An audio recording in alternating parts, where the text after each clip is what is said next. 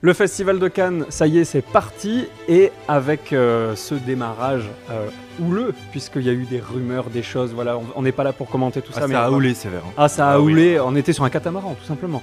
Le film d'ouverture, c'était le deuxième acte de Quentin Dupieux, un réalisateur qu'on apprécie. On a vu son Dali cette année déjà, qui était sorti, qui nous avait vraiment tous conquis. Mais cette nouvelle cuvée un peu prestige, qu'est-ce qu'elle vaut? Non. Oh, belle introduction. Ouais. Moi, pour ma petite phrase, à l'instar de ce figurant, j'avais « Le cinéma se mange une balle perdue ». Oh, pas mal. Et moi j'ai choisi un titre un peu provoque pour un réalisateur qu'on a vu 3 fois en salle en moins de 9 mois je crois, qui était Dupieux devient-il paresseux. Ah, pas mal. C'est pas mal parce que moi ce que j'ai dit c'est faire du neuf avec Dupieux. Spoiler alerte, l'émission dit meurt à la fin. On démarre l'émission avec un petit warning. Spoiler alert, c'est le nom de l'émission, c'est pas pour rien. Et plus que jamais, allez voir le film avant de regarder notre chronique, parce que on va expliquer le concept du film, enfin on va tenter de l'expliquer, et il faut surtout pas que vous soyez, que vous alliez voir ce film en connaissance de cause. Même la bande-annonce a été faite pour que vous n'en sachiez rien. Même globalement, je dirais, ne lisez aucune critique de ce film, parce que toutes les critiques sont obligées de parler de ce dont parle ce film et de la manière dont il le traite, et c'est systématiquement dommage. Ben oui, c'est ça. Donc vraiment, on vous a prévenu, vous n'aurez pas envie de voir le film après nous avoir écouté, pas parce que c'est un mauvais film, mais parce que tout le plaisir repose dans la découverte du concept du film. Donc voilà, vous êtes prévenus, vous êtes partis, sachez que on sera très heureux de vous revoir et de lire vos critiques dans les commentaires quand vous aurez vu le film. Mais nous, on l'a vu en avant-première, on était en petit costard, on était beau comme tout. Qu'est-ce qu'on était beau. Pas à Cannes, à Cluse, juste à côté de chez nous. Juste à côté de Salanches. Juste à côté de Salanches, Ville d'origine d'un des personnages du film, voilà, qui a d'ailleurs fait rire la salle, parce que personne ne s'attendait à ça. Ah mais clairement pas. Bon, par quel bout prendre ce film? C'est la première question que je vous pose. C'est quoi ce film, Nono? Moi, pour une fois, c'était un film d'auteur qui était assez... comment dire? J'ai perdu mon mot. Est-ce que vous voulez faire une pause d'un quart d'heure? Un quart d'heure pour reprendre le travail. Et justement, d'habitude, sur la plupart des films d'auteur, j'en voyais pas beaucoup avant. C'est grâce à vous, d'ailleurs, que je m'y suis mis. Et je comprenais jamais trop les nuances, en fait, des propos qu'essayaient de faire passer les réalisateurs. Et là, pour le coup, je l'ai trouvé assez explicite. Ah ouais? Un peu rentre dedans, même. Dans le sens où... comment dire, il y va pas par quatre chemins en fait. Il dit, pour moi c'était un peu une critique de qu'est-ce qui va pas dans le cinéma actuel, et il a vraiment listé point par point ce qui n'allait pas, et on voit très, très clairement chaque point en fait. Les problèmes liés à l'IA, les problèmes liés à MeToo, l'ego des acteurs aussi, un peu tout quoi. Et même ce qui est malin, Floris, tu vas me dire si tu es d'accord avec moi, c'est que je trouve qu'il a pris en compte les acteurs qui jouaient dans son film. Il a sorti les gros traits qui reviennent souvent dans la presse, avec Lindon et ses tics, et son côté un peu colérique parfois. Léa Seydoux, qu'il y a des gens qui n'apprécient pas parce que soit elle est née dans le monde du cinéma avec son papa, soit parce qu'elle joue mal. Il y a des soit gens parce qu'elle est toujours à poil dans ses films, qui est d'ailleurs mentionné dans le évidemment. Et d'ailleurs, toutes ces choses, et je peux en citer d'autres, pour Garel et compagnie sur son homosexualité ou non, toutes ces choses sont mentionnées dans le film, ce qui fait que ça brouille la frontière entre le réel et la fiction, Floris. Oui, je pense que le concept de film, puisque c'était ta question initiale, était d'aller au paroxysme de comment un réalisateur peut brouiller la frontière entre ce qu'est un film et ce qui ne l'est pas. C'est un film qui est presque tourné, on pourrait croire que c'est un documentaire sur des comédiens qui préparent un film, parce que pour le coup, y a une caméra, il y a ce bris du quatrième mur que moi je m'attendais absolument pas. Ah mais pas du vraiment tout. On l'a dès le début. Dès le début, et puis ça va nous suivre de manière plus ou moins habile d'ailleurs dans la poursuite du film, mais moi j'avais du coup pour le coup même pas vu les bandes annonces qui a priori sont bien faites, puisqu'elles ne dévoilent rien de ce dont parle ce film-là. On est en pleine scène très drôle, parce que c'est d'abord une excellente comédie. Moi j'ai rarement autant rigolé. On a beaucoup rigolé. Il y a du rythme. C'est une des énormes qualités de Dupieux, c'est d'être un excellent dialoguiste et un excellent directeur d'acteurs, de tout type d'acteurs. On le voit dans ce film-là avec des parcours différents. Il peut transcender n'importe quel acteur français et en faire quelqu'un qui passe au hasard un peu énervant, un peu égotique, un peu toutes ces caractéristiques qu'on a données, des acteurs qu'on a eu du mal à supporté parfois dans certains films vus et revus, et bah n'importe lequel de ces acteurs, il vient tourner chez Dupieux et il est transcendé en un bon acteur comique avec des dialogues qui ont du rythme et qui sont parfaitement ciselés, et ça marche quasiment à chaque fois. Donc pour le coup, c'est d'abord plein de surprises et une excellente comédie. Je me suis noté mon premier point, c'était j'ai l'impression qu'il a écrit ce film parce que c'était la seule manière de refaire tourner Raphaël Quenard avec son personnage de Raphaël Quenard, parce que c'est la révélation, on dit maintenant, de l'année dernière. Et déjà d'un peu avant, pour ceux qui avaient vu Family Business, on parle beaucoup de Chien de la Casse que moi j'ai pas vu. Il est dans Family Business et il joue exactement le même rôle et ça marche très très bien. C'est la première fois que je le voyais, je crois, moi. J'ai même pas vu. T'as pas vu Yannick? Yannick encore. Mais en sortant du film, je me suis dit il fallait que je le voie. Ah oui, incroyable. Yannick. Oui, il est très très bon. C'est un gars qui a cette magie de jouer avec cette prosodie-là qu'on a envie d'entendre et ça marche la manière dont il nous fait rire. Par contre, il a une date de péremption, ce personnage. On l'aura vu 8 fois au cinéma et là on commence à être dans les 8 fois. On n'aura plus forcément envie de le voir parce qu'il faudra qu'il change, il faudra qu'ils aillent dans une palette émotionnelle qui sera pas que ce mec-là avec son accent. Et d'ailleurs, il en parle lui-même dans le film, où il dit mais j'ai une grande palette, là je donne pas tout. Mais c'est très intéressant parce qu'il est conscient quand même de ça. Il faut maintenant agir plus tard. C'est marrant que tu dises qu'il le raconte comme ça parce qu'on a l'impression qu'il est conscient de ça. Mais non, c'est Dupieux qui écrit tout. Oui, c'est Dupieux qui est conscient. C'est là où je trouve que les films réussis. Ce qu'il essaye de dire, c'est que peut-être un bon réel, il fait complètement s'effacer la frontière entre le cinéma et la réalité, puisque c'est le propos du film. Le propos final, c'est ça, je trouve. Le propos final, mais même dès le début, parce que en fait, ils sont dans une scène, ils sortent de leur scène, mais en fait, on se rendra compte un petit peu plus tard que leur sortie de scène était dans la scène, et qu'il y aura encore une autre sortie de scène. D'ailleurs, ils sortent de scène pour de vrai. Des fois, pendant le travelling, ils vont sortir pour rentrer. Ah oui, du cadre, par contre. Du cadre. Ah oui, parfois ils sortent du cadre aussi, mais l'un d'eux, il sort carrément du cadre à un moment donné, que si on a marre, et il y a plein de petits clins d'œil comme ça que, encore une fois, j'ai l'impression que seul Dupieux est capable de réaliser avec une telle précision, d'écrire ça. C'est parce qu'il a la maîtrise aussi de tout son système. Il y a plein de vannes qui pourraient vraiment tomber à plat parce que c'est pas du grand niveau de l'humour non plus. Enfin, je veux dire, une fois que tu as compris le principe et cette mécanique-là, ça pourrait devenir lourdingue et ça va. Non, ça va, mais attention, parce qu'on est sur un fil tout le long, et c'est peut-être le propos, parce qu'on est sur un fil réel-fiction, avec des persos qui nous expliquent une longue tirade à la fin de Louis Garrel, qui nous explique que finalement, la réalité, c'est en fait inversé, que la fiction est ce qui est vrai. Et pour le coup, c'est à la fois une belle tirade écrite, parce qu'il y a un côté, c'est vrai que ce qui est vrai, c'est d'abord les émotions qu'on ressent en regardant le cinéma, alors que notre vie et notre routine, notre morning routine peut être superficielle, alors que ce qu'on ressent devant l'art ne l'est pas. Donc il y a un côté waouh, et c'est vrai. Et en même temps, il démonte complètement son truc parce qu'en fait, c'est juste un queutard qui veut. Oui. et c'est bien. Enfin, il y a plein de fulgurances comme ça d'écriture qui sont hyper bien.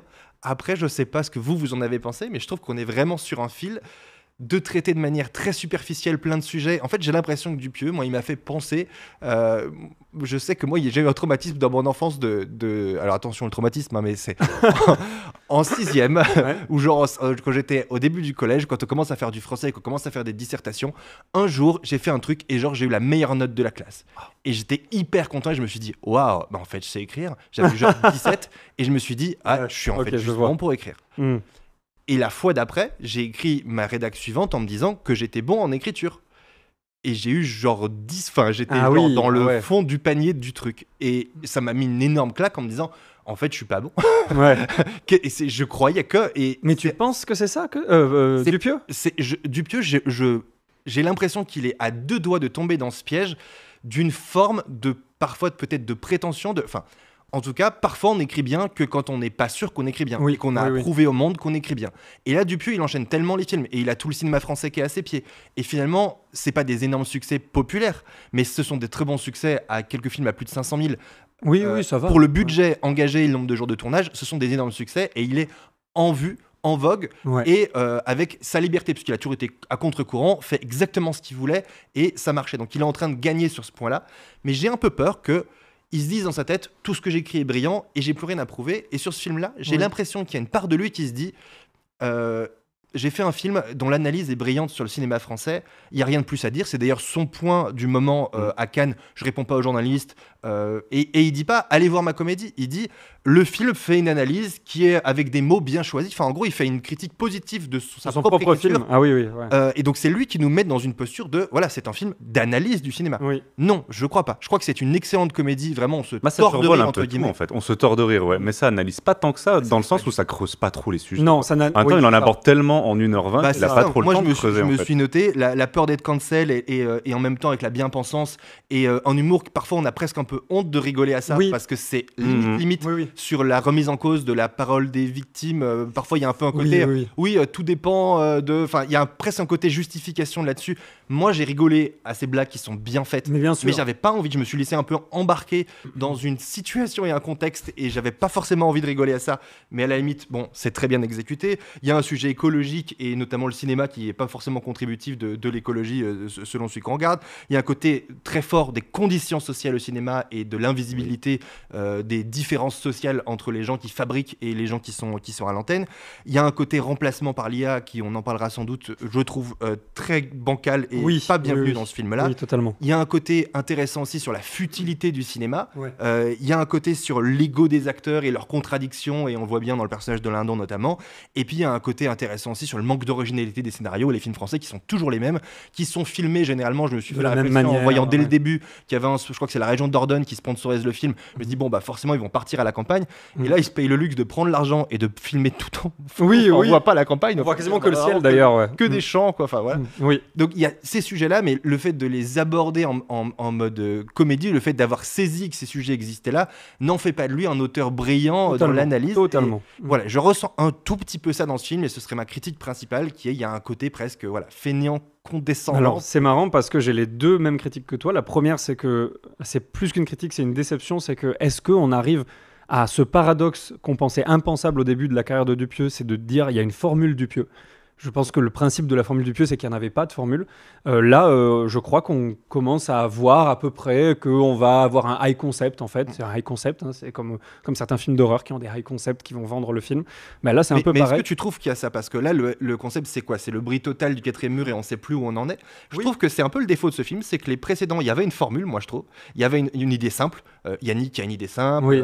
Bon, Dali, c'est plus complexe pour le coup. Ouais. Mais il y en a quelques-uns, il y a une idée simple et on fait le film autour de ça et c'est des films courts. Et là, j'ai l'impression que justement, il y a d'un coup la prétention de faire un film fort qui aborde des thématiques sociétales fortes. Mais peut-être il a visé trop haut, peut-être. Je sais pas. C'est le reproche. Peut-être que dans ce côté prétentieux et en même temps, je sais pas, parce que il tourne à l'économie, donc c'est difficile. Mais ces deux plans séquences d'introduction qui sont extrêmement longs. Ils sont magnifiques. Moi, j'ai trouvé que c'était très bien géré. Il faut le faire, un plan séquence comme ça. Mais c'est aussi un plan séquence. On va reparler du mot ostentatoire. C'est vraiment de la réal qui se montre et qui aime se regarder.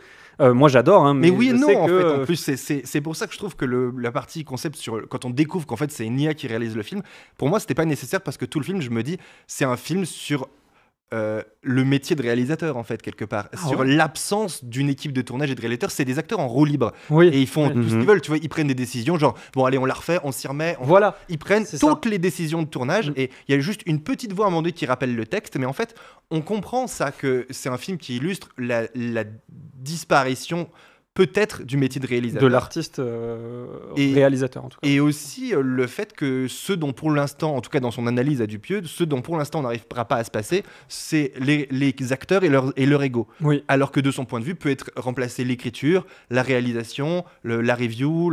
Oui, en fait, il faut la prod, un mec qui prend le son, un mec qui prend l'image.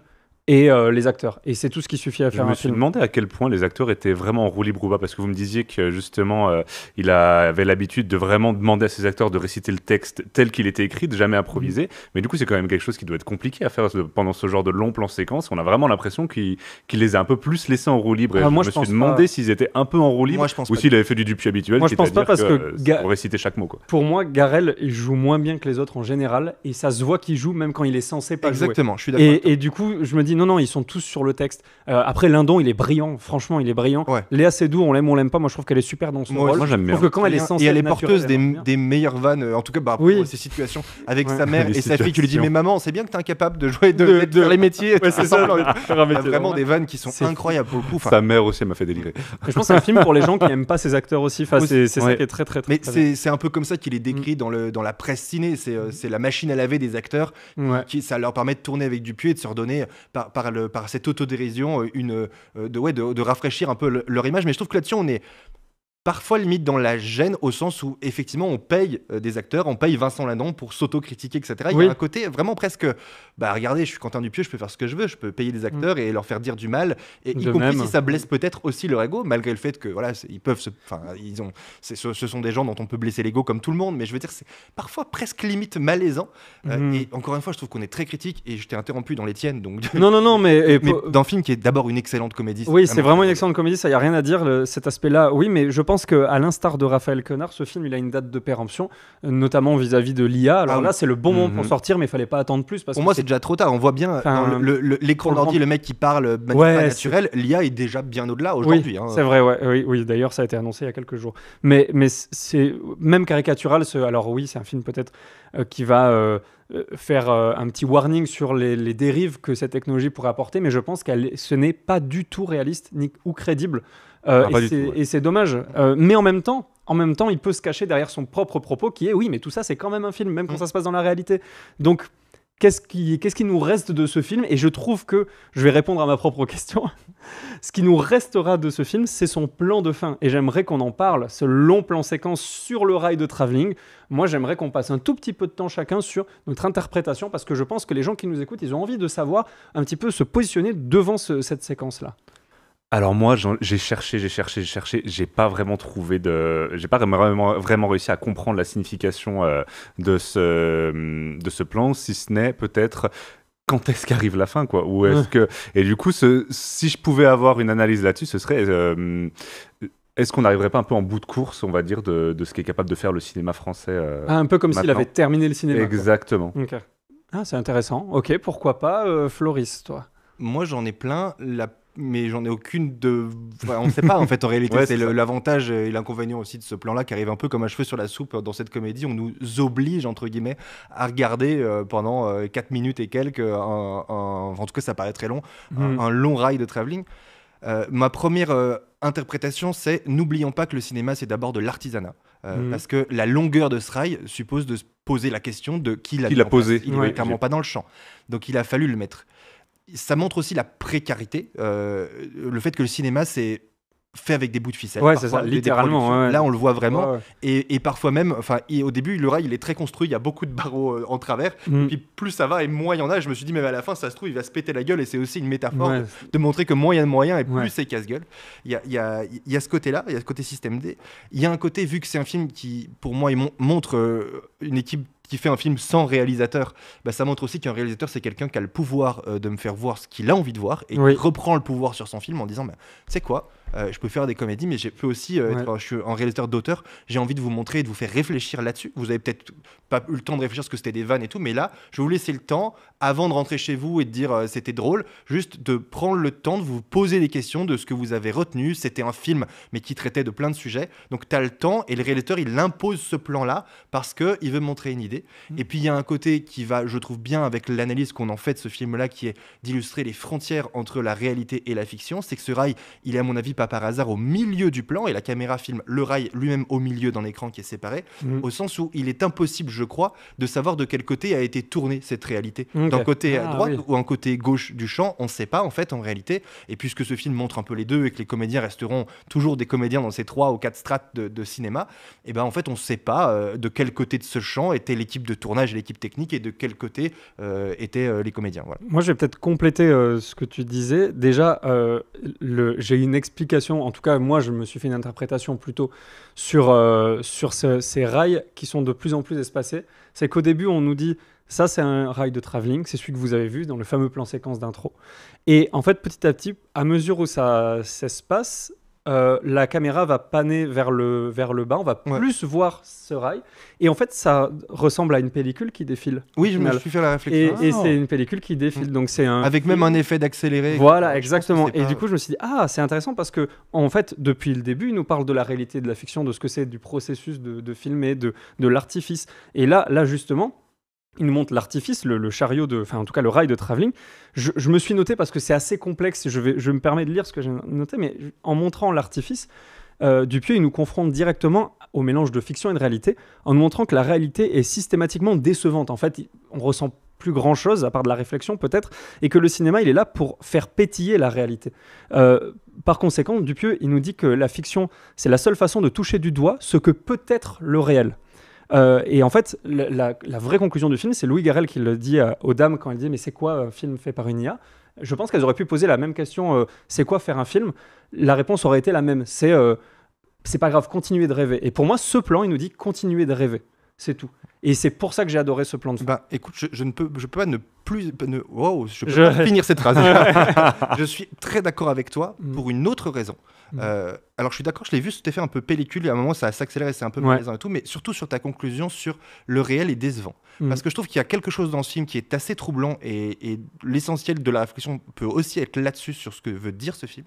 C'est que quand ce personnage qui est un peu la révélation de ce film, qui est le perso, le premier qu'on voit, et qui est le serveur qui tremble, et qui va faire toute cette scène comique qui d'ailleurs pour moi n'est jamais chiante parce que c'est hyper long et ça rend le truc drôle. Que j'ai rigolé. Les figurants dans le restaurant, c'est hyper drôle, mais ce rôle de figurant là qui est un peu la révélation de ce film, qui d'ailleurs là-dessus il y a une vraie confusion brillante entre le réel et la fiction, parce que dans le film c'est un acteur qui est figurant, qui stresse et qui devient la révélation et qui veut contacter le monde, qui demande aux acteurs de leur donner le numéro, puis en fait non, etc. Mais dans la réalité, en fait, c'est aussi un acteur de seconde zone. Il a pas pris un mec connu, c'est un acteur qui a trimé et qui ça fait, je crois, il fait des voix off, ce gars, il est dans le ciné, dans le milieu depuis très longtemps, et là enfin il a un éclair d'apparition et il peut passer dans la cour des grands. Donc en fait son histoire réelle, c'est l'histoire du film. De son personnage. Et ce personnage-là, c'est lui qui va créer le moment d'effroi du film, c'est quand il va se buter, juste avant qu'on découvre cette histoire d'IA, qui du coup gâche un peu le truc, mais bon, il va dans la voiture, et là il y a un vrai moment d'émotion dans le film. On est dans une comédie, on a rigolé de tout, puis d'un coup il y a un mec qui s'explose le cerveau, parce qu'en fait il n'y arrive pas, et finalement il y a l'infranchissable, c'est la classe sociale des acteurs, et du coup il se bute. Et là il y a un vrai moment d'émotion. Puis quand il le fait dans la vraie vie, c'est-à-dire dans la vie supposée réelle de la deuxième partie du film, bah là on est moins ému. Quand il rentre chez lui et qu'il prend le truc, et il y a vraiment un côté, comme tu le disais très bien dans ta conclusion écrite, où la réalité est décevante, et quelque part pour faire ressentir les émotions de la réalité, la fiction est indispensable. Je trouve que ce propos est bien servi à la fois par ce plan de fin, si on l'interprète comme tu le fais, et par ces deux scènes-là de suicide, dont celle qui est la vraie, qui devrait être la plus moins intéressante. C'est vrai. Je pense qu'on va pouvoir passer aux notes rapidement, parce qu'on a parlé du gros du film. Ça vous va de passer aux notes? Ouais. Nono. Moi, j'ai mis 3,5 sur 5. J'ai vraiment passé un super moment, dans le sens où c'était vraiment une belle comédie. J'ai rigolé comme j'ai rarement rigolé, surtout sur des vannes à la con comme est-ce que ce serait pas un temps à champignons? Ouais, voilà, les champignons. C'est absurde. Tout le monde rigolera pas à ces vannes-là, mais c'est très drôle. Mais ça reste pas un chef-d'œuvre non plus pour moi, pour ma part, donc 3,5 sur 5. Floris. Moi, je suis très indécis, et même encore maintenant, j'oscille entre 4 et 4,5. C'est pas un film parfait, c'est de toute évidence un des défauts de Dupieux. Finalement, on a l'impression qu'il essaye de multiplier les projets, et il laissera le destin choisir celui qui sera son chef-d'œuvre 5 sur 5, adulé par tout le monde. Néanmoins, peut-être que le temps lui permettrait de se poser et de travailler sur un chef-d'œuvre plutôt que de multiplier des idées, peut-être de réussir à un moment donné l'alchimie de toutes les mettre dans un film. Celui-là... on a l'impression qu'il essaye de franchir ce cap-là, un peu comme son personnage de seconde zone qui arrive dans le monde des grands. Dupieux, lui, c'est un peu pareil. C'est le mec qui fait du cinéma avec ses propres bouts de ficelle, et il fait tout et plutôt très bien. Et on a l'impression qu'il a un peu cette envie de monter les marches, et c'est bien symbolique de ce début de Cannes. Et que là, il n'y arrive pas encore tout à fait. Qu'il y a l'ambition de faire un film un peu plus long que d'habitude, donc une proposition qui ressemble plus à du vrai cinéma. Il peut plus se cacher derrière, c'est un film court et c'est un concept, mais ça devient du vrai cinéma.